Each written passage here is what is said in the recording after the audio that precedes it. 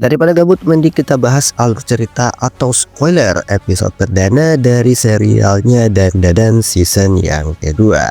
Dia kan gak keberatan, yuk kita mulai alur ceritanya. Cerita diawali Okarun dan Enjoji tengah membongkar sebuah ruangan rahasia yang ada di kontrakan si Enjoji. Nah, dalam ruangan tersebut, mereka melihat sebuah kertas mantra yang memenuhi ruangan tersebut. Nah, gara-gara hal itu, mereka pun sempat kaget serta penasaran dengan ruangan itu. Dan Okarun pun meminta pada Enjoji untuk menunggu Ayase pulang dari pemandian. Karena menurut Okarun, ruangan itu sangat berbahaya untuk mereka masuki. Dan tiba-tiba Enjoji pun merasakan bahwa si Ayase sudah pulang. Tapi setelah dia buka pintu, bukannya si Ayase yang datang, malahan sang pemilik rumah yang datang, yaitu dari keluarga Kito. Nah, Sim beralih di permandian air panas. Nah, di sana Ayase kedatangan om-om buaya dari keluarga Kito yang ikut mabar bareng si Ayase di permandian campuran. Nah, pada awalnya Ayase tidak mengetahui bahwa pemandian tersebut adalah pemandian campuran karena tulisannya itu nggak terlalu jelas buat si Ayase. Nah, gara-gara kedatangan om-om buaya tersebut, Ayase sempat risih dan pengen secepatnya keluar dari pemandian itu karena kepala Ayase mulai agak pusing. Nah, sambil main tebak-tebakan bareng si Ayase, om-om tersebut mulai menghampiri si Ayase, yaitu mengajak si Ayase mabar. Nah, sambil melentangkan tangannya, Ayase pun berpikir bahwa jika dia berhasil menerbangkan ketua mereka, maka pertarungan tersebut akan cepat selesai. Tapi tiba-tiba, sebagian dari mereka berhasil menangkap kedua tangan si Ayase, sampai Ayase nggak bisa ngeluarin kemampuannya, karena kepalanya semakin pusing. Tapi tiba-tiba muncul sosok monster yang keluar dari dalam air untuk menyelamatkan si Ayase, yaitu ulah si nenek turbo. Sontak Ayase dan om-om mesum tersebut sempat kaget serta kepanasan, dan hal tersebut sempat dimanfaatkan Ayase untuk kabur dari sana. Tapi om-om tersebut cepat sadar lalu menangkap kedua kaki si Ayase saat akan kabur dari pemandian tersebut. Nah, saat akan dibutalin om-om buaya di pemandian tersebut, tiba-tiba tempat tersebut seketika roboh. Dan di sisi lain, si nenek turbo mengatakan bahwa si nenek beruntung banget bisa berendam di air panas sambil menikmati pemandangan. Dan di sisi lain, si Ayase nggak menyangka bahwa si nenek turbo ikut dengan mereka. Dan nenek turbo ngejelasin bahwa dia sendiri mendengar dari Seiko, yaitu neneknya si Ayase, bahwa tempat tinggal Enjoji itu ada pemandian air panas. Nah, karena nggak mau ketinggalan, si nenek turbo pun tiba-tiba masuk ke tasnya si Ayase. Nah, dalam kondisi ambruk, para warga pun mulai berdatangan untuk menangkap om-om buaya dari keluarga Kito yang dikenal sebagai keluarga yang paling brutal. Nah, singkat cerita, om-om buaya tersebut langsung dikejar-kejar para pedagang asosiasi tanpa memakai busana. Dan di sisi lain, Ayase pun akhirnya terbebas dari om-om mesum dan para warga tanpa ketahuan. Nah, setelah kejadian itu, Ayase sempat berterima kasih pada si nenek turbo. Tapi si nenek mengklaim bahwa yang membantu Ayase itu bukan dirinya, melainkan kemampuan yang dimiliki tubuh kucingnya itu. Nah, si Ayase pun ngomong ke nenek turbo apakah si nenek turbo sudah melihat rumah si Enjoji. Dan Ayase menambahkan apa yang dilihat si nenek turbo ketika berada di rumah Enjoji. Karena si Ayase nggak merasakan ada hal yang aneh di rumah si Enjoji. Dan nenek turbo pun menanggapi bahwa rumah tersebut sangat berbahaya karena rumah tersebut haus akan darah manusia.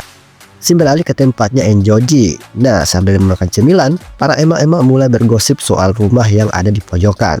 Dan menurut mereka, bahwa wilayah tersebut adalah daerah kekuasaan keluarga mereka, yaitu keluarga Kito. Nah, sambil melihat Enjoji dan Okarun, kumpulan emak-emak tersebut mengajak mereka berdua makan bareng. Dan emak tersebut ngomong ke Enjoji bahwa Enjoji harus pandai-pandai bersosialisasi dengan mereka. Karena atas belas kasih mereka, Enjoji bisa tinggal di tempat itu tanpa membayar sewa. Karena keluarga Enjoji lagi dirawat. Ya, tabak keluarga Kito, Enjoji pasti tinggal di kolong jembatan gitu. Nah, karena merasa penasaran, Okarun pun ngomong ke Enjoji siapa sebenarnya kumpulan emak-emak ini. Enjoji pun menjawab bahwa mereka dari keluarga Kito, yaitu sang pemilik rumah. Nah, karena orang tua Enjoji masih sakit, mereka nggak menagih utang sewa ke Enjoji. Nah, sambil merokok, emak tersebut ngomong ke Enjoji bahwa kenapa si Enjoji tiba-tiba menghilang tanpa sepengetahuan mereka. Nah, karena gak mau ketahuan, Enjoji bermalam di rumah nenek Seiko. Enjoji pun berbohong dan mengatakan bahwa Enjoji tengah menjemput temannya ini, karena temannya ini kepengen main bareng sama si Enjoji. Nah, tanpa rasa curiga, si emak pun membalas bahwa untuk kali ini mereka mempercayai Enjoji. Tapi mereka berharap agar Enjoji nggak membawa dukun ke rumah mereka, karena itu bakal menurunkan nilai jual tempat tersebut. Dan apalagi mereka tidak mempercayai adanya makhluk halus. Nah, sambil mengelak, Enjoji pun membalas bahwa mana mungkin temanya ini mirip kayak dukun, dan apalagi mereka itu cuma seorang penipu menurut Enjoji. Nah, karena merasa kesal, emak tersebut menodongkan senapan pada Enjoji dan mengatakan bahwa meskipun mereka sudah tua, tapi mereka masih sanggup berburu mangsa karena mereka punya lisensi untuk berburu. Nah, sambil menyuruh si emak ini tenang, Enjoji pun membalas bahwa meskipun mereka punya lisensi dalam berburu, tapi jika mereka menodongkan senjata api pada orang-orang, maka si emak bakal ditangkap polisi.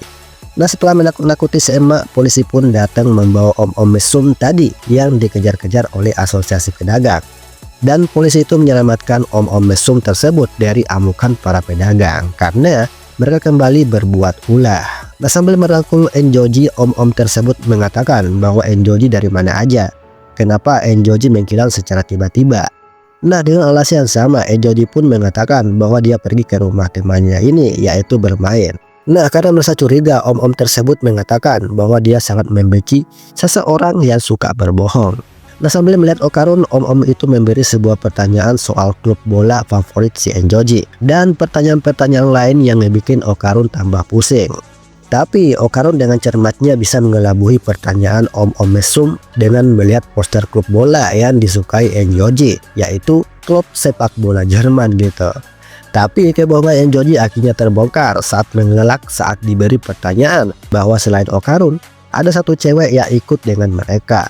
Nah, si beralih ke Ayase yang tengah berada di sebuah kuil. Konon katanya, kuil tersebut menjadi tempat beribadah untuk menyembah ular raksasa yang dinamai Tsuchinoko. Nah, setelah sampai di sana, Ayase melihat seseorang yang aneh yang lagi latihan. Dan tujuan si Ayase datang ke kuil tersebut karena Ayase penasaran ingin melihat jasad ular raksasa yang disembah masyarakat. Tapi saat Ayase diizinkan masuk ke dalam kuil tersebut, Ayase sempat seneng banget karena diizinkan melihat secara langsung ular Tsuchinoko. Tapi setelah Ayase masuk ke dalam kuil tersebut, bukannya ular raksasa yang dia lihat, melainkan ular yang habis ganti kulit gitu. Karena merasa kecewa dengan apa yang dilihat Ayase, penjaga kuil pun mulai menceritakan awal mula masyarakat sana menyembah ular Tsuchinoko. Nah, pada saat itu, masyarakat sana mempercayai bahwa ketika ular Tsuchinoko mulai lapar di dalam gunung tempat ular raksasa itu tinggal, maka gunung tersebut akan meletus menurut kepercayaan mereka. Dan di saat itu terjadi, konon katanya masyarakat sana akan mempersembahkan anak dari desa mereka untuk meredakan rasa lapar ular raksasa tersebut dengan menjadikan mereka sebagai tumbal. Dan alhasil selama 200 tahun lamanya gunung tersebut tidak pernah erupsi. Dan malahan masyarakat sana mendapatkan sebuah berkah, yaitu pemandian air panas. Nah, setelah penjaga kuil tersebut selesai bercerita, orang itu menjelaskan pada Ayase bahwa kulit ular yang Ayase lihat itu adalah kulit ular dari Tsuchinoko. Dan menurut kepercayaan mereka, jika menyembah kulit ular tersebut, mereka akan dilindungi dari meletusnya gunung api. Nah, singkat cerita, setelah mendengar cerita rakyat dari si penjaga kuil, Ayase pun pulang ke kontrakan Enjoji. Nah, setelah Ayase masuk, dia pun mendapati Okarun dan Enjoji sudah dibikin babak belur oleh keluarga Kito. Dan alasan kenapa keluarga Kito ngelakuin itu pada Okarun dan Enjoji, karena keluarga Kito akan menjadikan mereka tumbal, termasuk Ayase. Nah, setelah Ayase melihat kedua temannya dibikin bonyok, Ayase pun langsung menyerang om-om mesum dengan sebuah tendangan.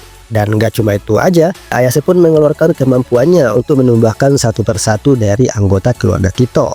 Meskipun Ayase sempat lengah, tapi Ayase dibantu oleh si Nenek Turbo untuk bertarung dengan mereka. Dan si Ayase mengatakan jika Nenek Turbo ingin membantu Ayase, maka pertarungan tersebut akan cepat selesai.